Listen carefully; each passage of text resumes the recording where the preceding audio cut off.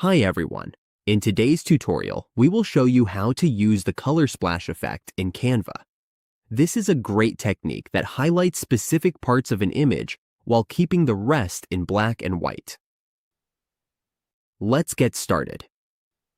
On your Canva dashboard, to create a color splash effect, the first thing we need to do is click here and go to the background remover. Since we don't have a paid plan, we cannot use the background remover tool directly. So instead, we will use the background eraser tool.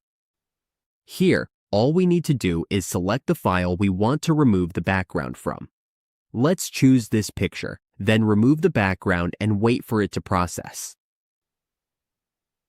Once that's done, we just need to make a few adjustments. Then we will change the background. Let's pick a background from here. We'll use the gradient colors. This brighter one works nicely. Now, let's go to Elements and search for a background we want to use. Let's go ahead and choose this one.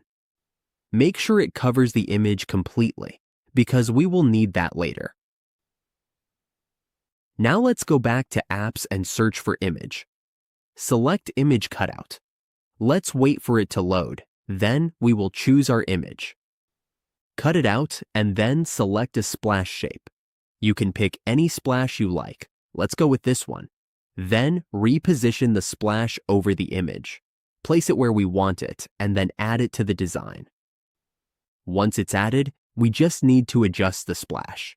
Let's make it bigger and fine-tune the positioning and layers. Then we can remove the extra layer and resize it to fit nicely. And there we go.